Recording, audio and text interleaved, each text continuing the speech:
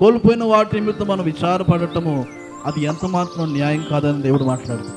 కోల్పోయిన వాటి నిమిత్తము నువ్వు విచారపడక సంపాదించవలసిన దాని కొరకు, నీ కొరకు బహుశ్రేష్టమైనది దాచబడిన మేలు కొరకు నువ్వు ఏం చేయాలంట? సంతోషించి వాటిని పొందుకునేటువంటి మార్గాన్ని నువ్వు చూడాలి. దేవునికి స్తోత్రం చెల్లిద్దాం. యోనాతు అంటున్నాడు, అందుకే నువ్వు కష్టపడలేదు, నీరు పోయలేదు, విత్తనం వేయలేదు, ఏమీ చేయలేదు, ఈ సొర చెట్టును గురించి నీవు కోపించుట న్యాయమా?